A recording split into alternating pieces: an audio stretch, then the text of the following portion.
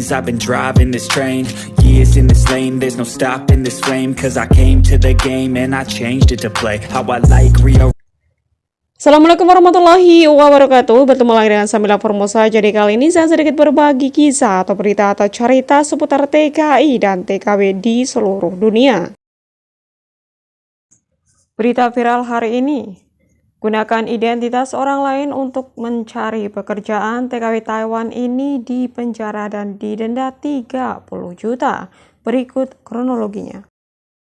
Diliput dari Faisal.com.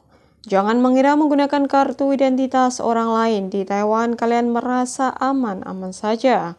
Apabila ketahuan kalian bisa berurusan dengan hukum di Taiwan.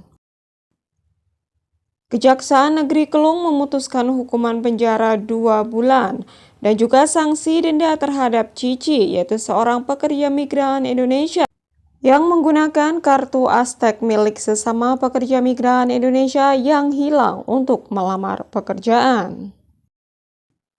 Mendengar putusan tersebut, Cici yang statusnya pekerja migran ilegal atau swasta itu saat dilakukan penyelidikan mengakuinya dan minta jaksa mengajukan keringanan hukumannya. Sebagaimana dilansir Liberty Times News, yaitu pada tanggal 7 bulan 3 kemarin, pada pertengahan bulan April tahun lalu, seorang majikan bermarga Ciu mencari pekerjaan migran untuk merawat bapak yang dirawatnya di rumah sakit.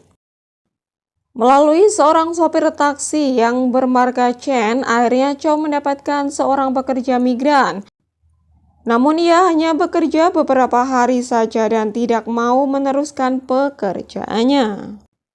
Kemudian Chen menawarkan pekerjaan tersebut ke Cici, yaitu dengan menggunakan kartu Askes palsu. Cici berhasil mengelabui majikan dan akhirnya bisa bekerja di rumah sakit.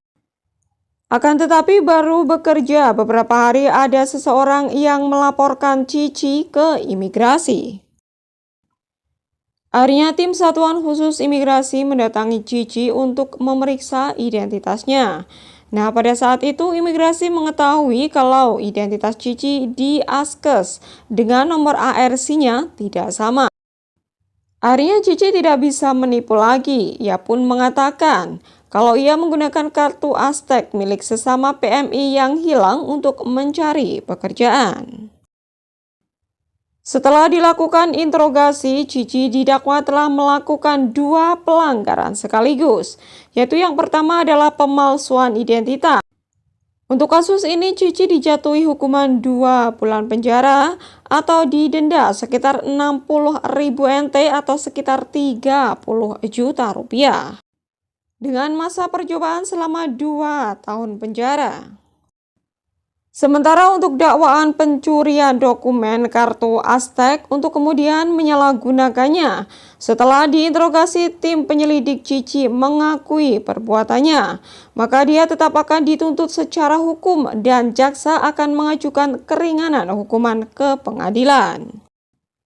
Adapun sopir taksi Chen yang menawari pekerjaan sekaligus bertindak sebagai agensi, dianggap telah melanggar Undang-Undang Ketenagakerjaan dan dikenakan hukuman penjara 40 hari atau didenda sekitar 40.000 NT atau sekitar 20 juta rupiah. Nah, jadi ceritanya ada seorang TKW asal Indonesia. Nah, beliau ini bernama Cici ya, dan beliau ini berstatus swasta atau ilegal. Nah, beliau ini ditawari pekerjaan oleh agensinya yang berstatus supir taksi, guys. Beliau ditawari pekerjaan untuk bekerja di salah satu rumah sakit di Taiwan, yaitu untuk menjaga lansia di sana. Nah, sedangkan kita tahu untuk bekerja di rumah sakit, kita itu harus menggunakan Askes ya, untuk bisa keluar masuk rumah sakit. Nah, akhirnya Mbak Cici ini berinisiatif untuk menggunakan Askes milik orang lain. Nah, namun naasnya baru bekerja beberapa hari, itu ada penggerbekan ya, atau ada pihak imigrasi yang datang untuk mengecek Askesnya guys, atau Chenpaokot atau kartu kesehatan tersebut. Namun saat dicek ternyata itu nomornya sama ARC-nya itu berbeda guys. Akhirnya Mbak Cici tidak bisa mengelak lagi atau menipu lagi. Dia pun akhirnya mengakuinya bahwa dia menggunakan kartu Askes milik orang lain. Akhirnya beliau langsung dibawa ke imigrasi ya untuk dimintai keterangan dan untuk mempertanggungjawabkan perbuatannya, guys. Nah, setelah dilakukan interogasi, akhirnya Mbak Cici pun didakwa telah melakukan dua pelanggaran sekaligus. Yaitu yang pertama adalah pemalsuan identitas ya, yang dimana beliau ini dijatuhi hukuman 2 bulan penjara atau didenda sekitar 60.000 NT atau sekitar 30 juta rupiah, guys. Nah, sementara untuk dakwaan pencurian dokumen ya, untuk kemudian menyalahgunakannya, setelah diinterogasi, tim penyelidik Cici mengakui perbuatannya, maka dia pun nanti akan melakukan sidang, guys, dan entah itu nanti akan dijatuhi hukuman bagaimana, kita masih belum mengetahuinya, guys. Tidak hanya itu ya, jadi si agensi atau si supir taksi yang memberikan pekerjaan itu pun tidak luput dari denda, guys. Jadi si agensinya juga kena denda sebanyak 40.000 NT atau kurungan atau dipenjara 40 hari. Ya, kita doakan buat Mbak Cici ya, atau sahabat seperjuangan kita, semoga saja beliau dilancarkan prosesnya dan semoga saja diringankan hukumannya ya, guys.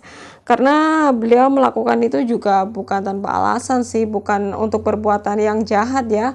Hanya saja menggunakan identitas itu untuk mencari pekerjaan, tidak lain atau tidak bermaksud untuk menggunakan identitas itu untuk perbuatan-perbuatan yang jahat seperti itu. Ya, semoga saja prosesnya lancar ya, dan semoga saja hukumannya bisa diringankan dan proses kepulangannya nanti bisa berjalan dengan lancar. Karena yang pasti setelah dia mendapatkan hukuman ya, dia nanti pasti akan dideportasi ya, guys, atau dipulangkan. Karena kan beliau berstatus swasta begitu. Nah, ini pelajaran buat kita semua ya, guys, untuk lebih berhati-hati ya dalam menggunakan identitas. Jangan sampai kita meminjamkan identitas ke orang lain, walaupun mungkin kita sifatnya ingin membantu ya, tapi memang tidak semua orang ya, tapi kan ada beberapa orang yang menggunakan identitas kita untuk perbuatan-perbuatan yang kejahatan lah, atau perbuatan-perbuatan yang bisa merugikan kita sendiri.